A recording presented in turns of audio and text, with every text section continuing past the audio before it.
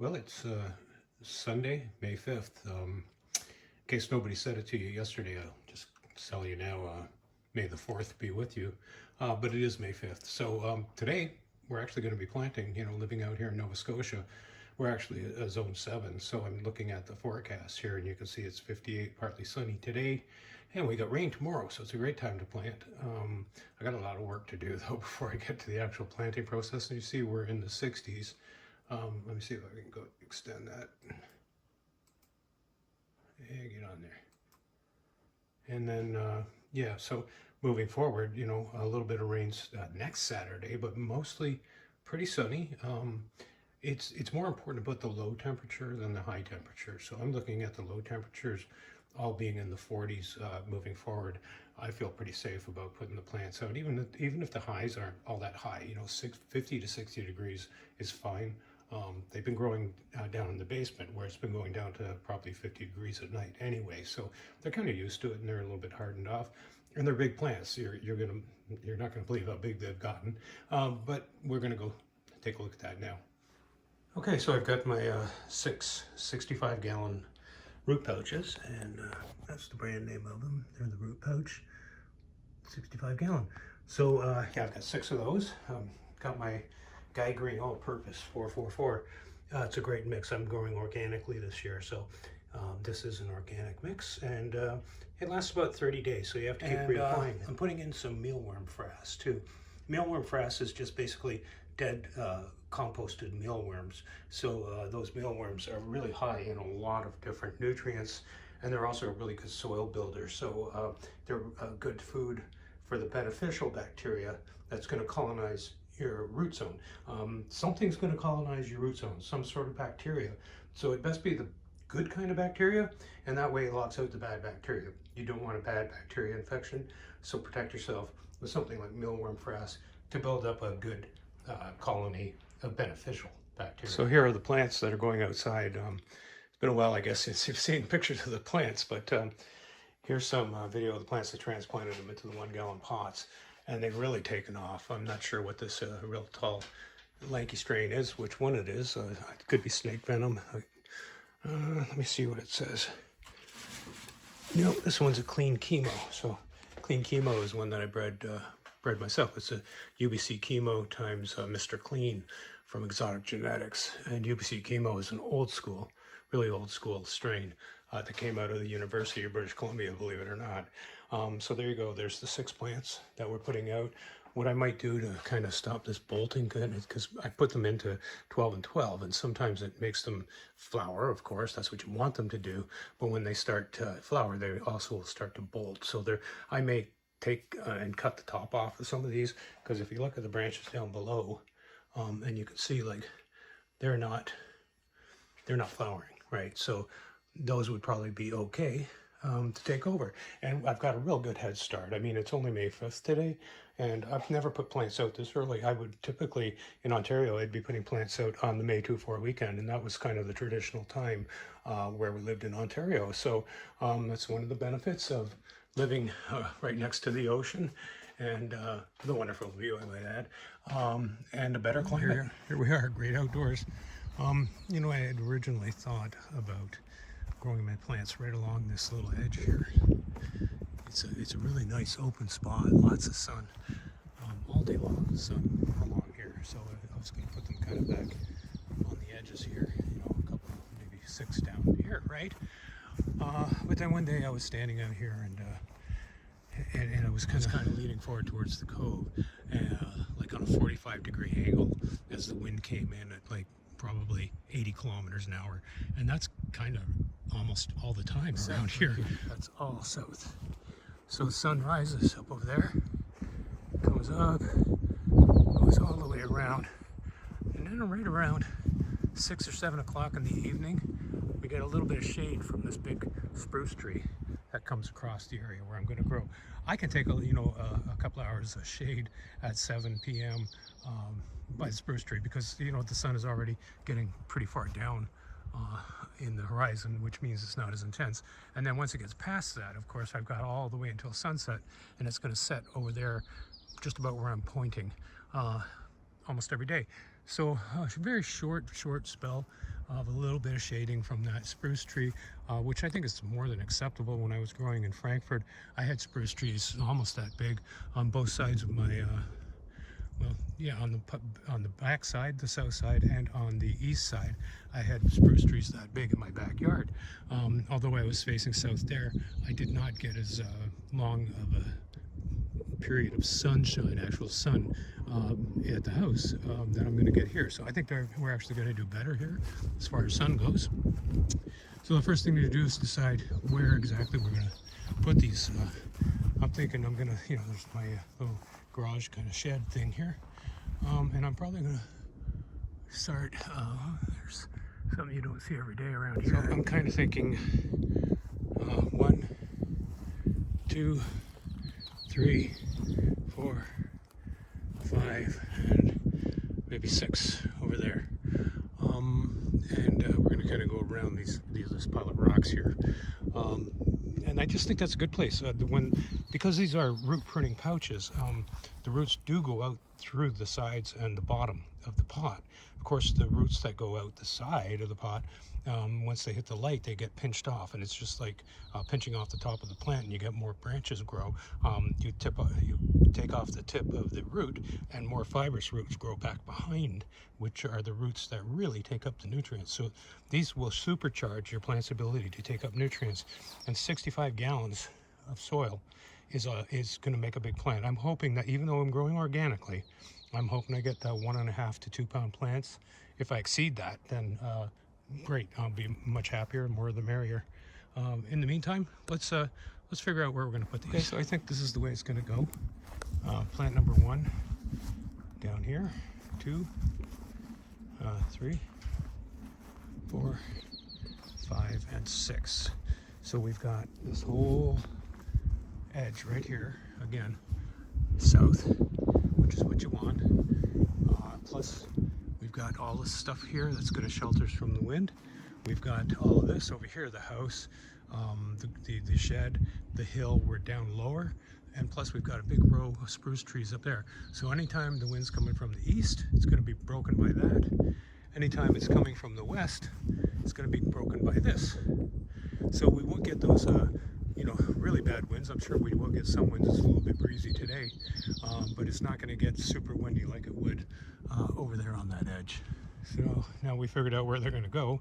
The next step is to bring out the stuff we got to put in them, and that's going to take a little bit of work. I'm using a special blend that I'll show you in just a minute.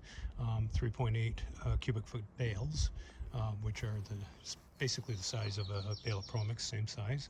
I'm also got 5 bags of coco coir, because again I can't get Promix HPCC out here, so I'm kind of making my own. I'm taking this special blend that I've got, and I'm adding cocoa fiber to it myself, so I'm going to turn it into something similar to the HPCC. You might say, why cocoa fiber? Why are you going to put cocoa fiber in there? Well, cocoa fiber is it's really good for the root zone, and it's good an amendment for the soil. It does break down over time, but it also has this ability to help keep your pH in check. So you don't want the pH in your soil wandering too much. So it will help actually keep it from getting too acidic or too alkaline. So that's another good reason to put the coco coir in there, and that's why I like it. So let's get busy. Let's start getting some bales over here, bags, and all the other things that we're going to need. So here we are with the cardboard. We just had this cardboard build this year. I've got something called WP420 grower mix, and you can see it's actually got a cannabis plant right on the bale. So how can you go wrong? And I'm pretty sure WP stands for weed plants. So 420, you know what that is, and there's no mistaking what that is. And guess where I bought this? I bought this at my local Canadian Tire in Yarmouth. So we're going to use that, and we're going to mix some cocoa in. So I had to go 2 different places to get the cocoa. No one person had the amount I needed. I really wanted 6 bags, but I'm going to have to do with 5. That's all I could find. So I got 3 bags of this Grow It, okay, this coco coir. And what we're looking for in cocoa fiber is this right here. So low salt content, and this one over here is also low salt content. In fact, it's been washed and rinsed, basically, to make sure that there's no salt in there at all. Salts will affect your nutrient mix. It'll make it hotter, so it'll take a nutrient which you think you're putting on in the proper application, and it'll amplify it because of those salts. So this is what you want. You want salt-free or low-salt coco coir. So we got 5 bags of these, and we've got 9 bales of the WP420. 9 bales because there's going to be a bale and a half for each 65-gallon pot, as well as 7/8 of a bag of cocoa. Tried every way I can to get 2 bales into this cart, but I don't think I should, because I don't think it's strong enough. I don't want to wreck the cart. So what that means is 9 trips. Okay, so that's one. Away we go. So we got 6 bales down, positioned approximately where the plants are going to be. I'm going to actually measure them out with a tape measure to make sure that everybody's got the same amount of distance between them. But that's 6. Got 3 more to go. So there you go. 9 bales of WP420 delivered. Okay, so there's all the coco coir down now. See, I got a mixture of Canada cocoa and the growing cocoa, and that's the kind of prices you're going to pay for that around here. Now, I was lucky enough to get a deal on these. I got all of them at $45 a bag, and the only reason I got those is because the lady who owns the greenhouse, which has a little teeny hydroponics section in it in the store, wants to hire Deb. Because Deb knows so much about hydroponics and so much about growing, and she's really a growing guru. She's like a member of the garden club. She's joined the garden club out here. She's going to do awesome, and yeah, she's going to just take a part-time job just for the heck of it, just for fun, and of course to get products at discount. Sunshine Mix number 4, the WP420, they don't have the mycorrhizae already in it, so I bought myself some pouches. I'm going to equalize that, share it all out amongst all of the different bags, and then when I turn it in there, it'll make a nice inoculum for the beneficial fungi. So I'm back inside again. I just wanted to show you that I do have backup plants still. So it's like, I like to play it safe. If anything happens to any of those plants out there, let's say a deer gets to it or something and eats it up, or it just plain flat out dies, I've got a backup plan. I've got 3 more females. That's why the F's are on there. That I can replace anybody with. I'm hoping I don't have to do that. Maybe I'll give them to my neighbor. Who knows? The main reason I came in is to grab this stuff right here. This is your mycorrhizae, so it's an inoculant. 29 bucks an envelope. I did buy it here. But I got myself 3 envelopes, and that should be enough, like a half an envelope per bag. Should be plenty to inoculate with beneficial fungi. Back when we had the store, I had these signs made up, and I gave them to all the people who were medical cannabis growers. I don't know, you probably know that there is a medical cannabis program in Canada, and you can get a permit to grow your own. And that's why I can grow 6 plants, is because I get 6 plants on my 6 gram a day permit. Plus I could actually grow the 4 recreational, so technically I could grow 10 plants out there, but I'm just sticking to my 6 medical. Also, I made these signs up so that people who are growing medical can basically put their MCR number, which is your certificate number, on the permit that allows you to grow. Deb and I were one among the first to get into the program. Right now, they're giving out 6-digit numbers, like a 241687 or something like that for an MCR number, and that's where they're at now in the program. When I got mine, I got MCR number 560. So MCR number 560, 3 digits. So I do believe they started the numbering system at 500. So I was probably like number 60 as far as how soon I got my permit in 2016. I was right there when the ACMPR was created, and my application was one of the very first to be processed. So that's why I got a 3-digit number.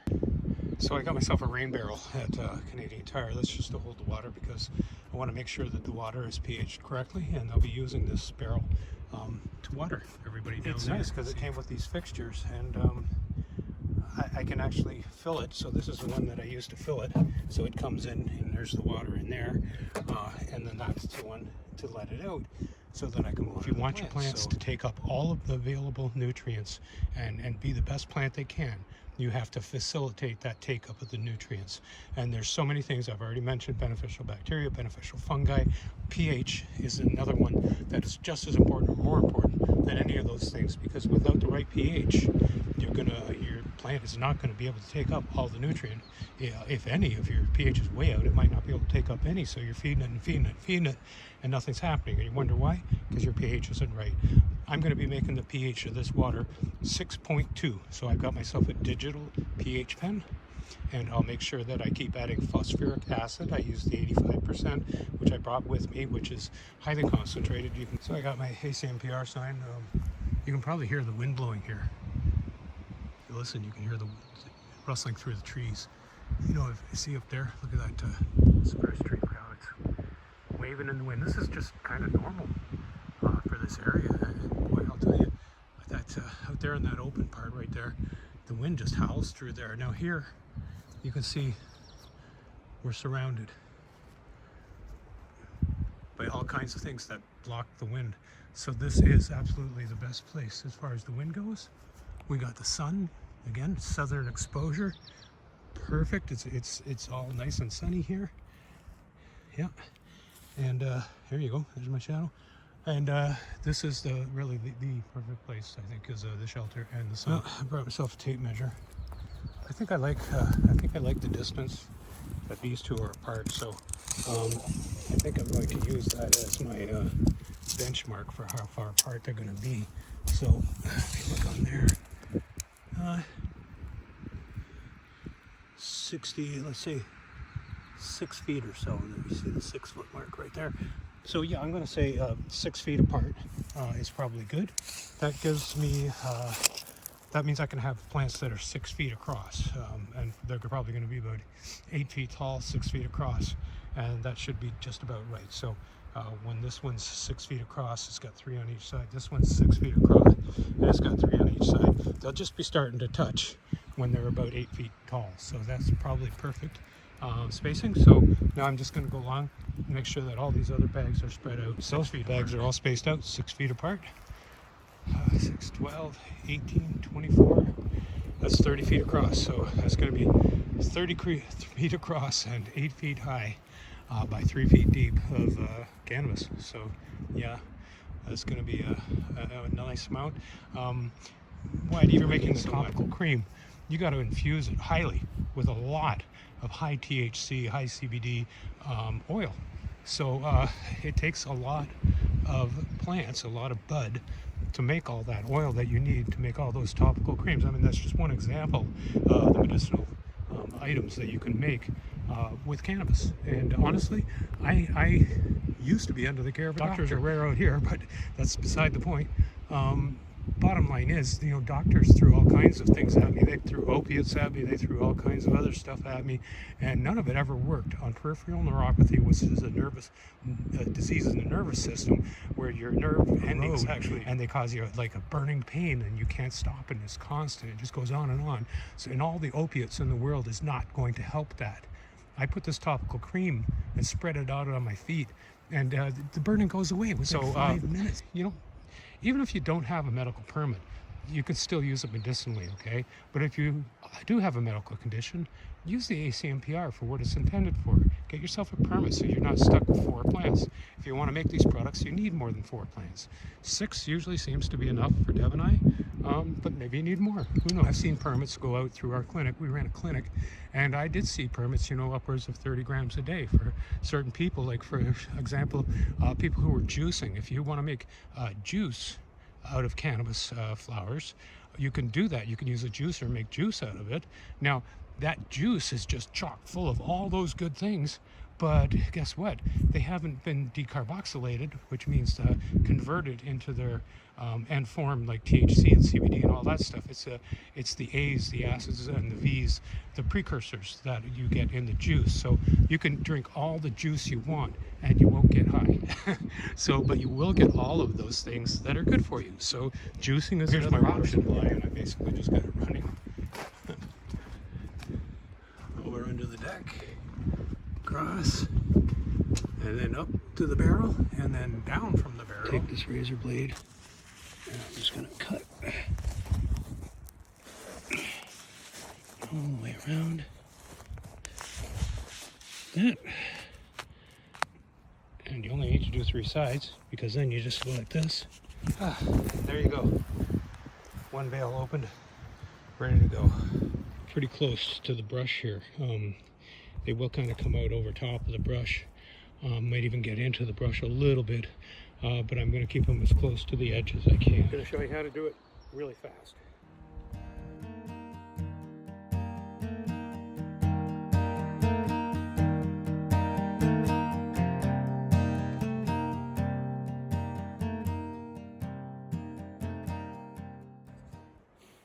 Okay, now before I fill this, it's the time to position it is now because it's going to be too heavy to do after. So I'm just going to move this down a little. Put it there. Take a little measurement.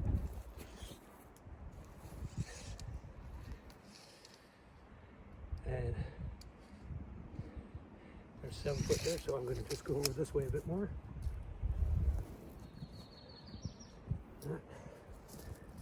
Back towards here. That should be it.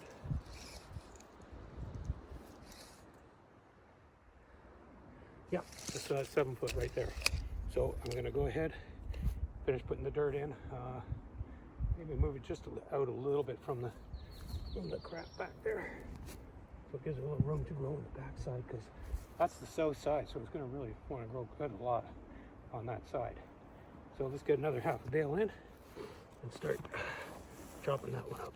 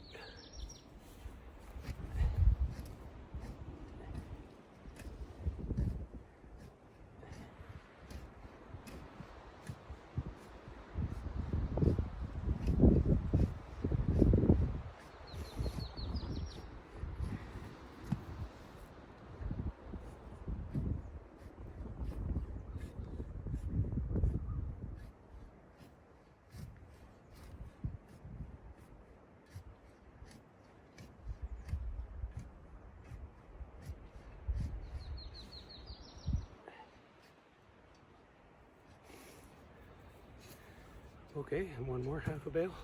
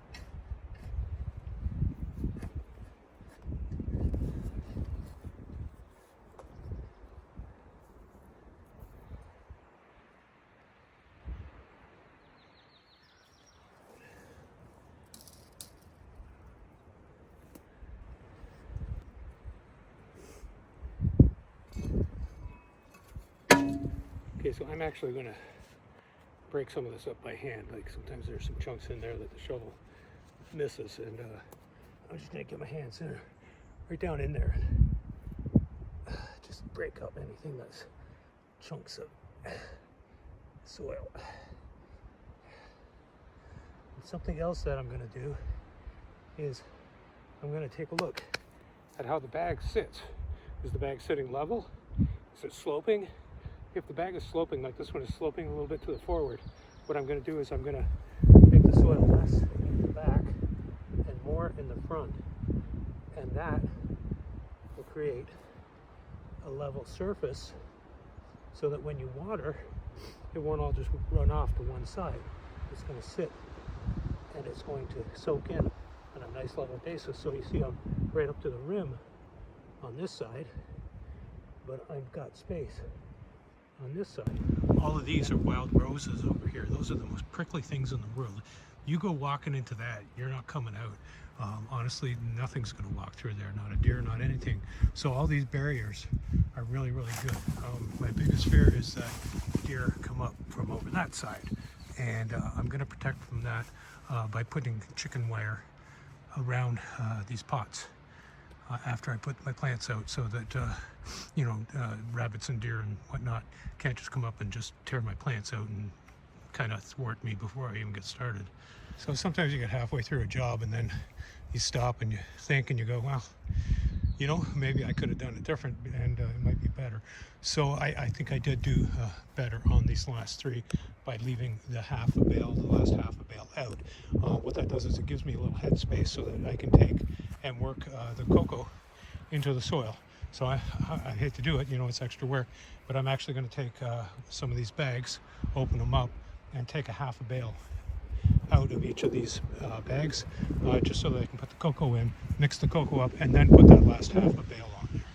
So now I have it the way it should have been from the start. You know, you kind of, sometimes you don't think everything right up front until you look back and you go, yeah, maybe I should have done that different. So anyway, yeah, half a bale out. That leaves some space in the bags. Now I can take the cocoa and the mycorrhizae, and I can put them, share them out into each bag. And now I've got some room to be able to do some flipping with the shovel, with the hoe, and get that stuff all mixed in really nice. Then I'll put that last half bale on there, and everything should be good. Okay, so first the mycorrhizae. I'm just gonna kind of shake out about half the bag. This sack, there we go. There's a little bit more. So that's about half. And what that's going to do is when that gets wet, that's going to turn into a beneficial fungi. So let's do the next one.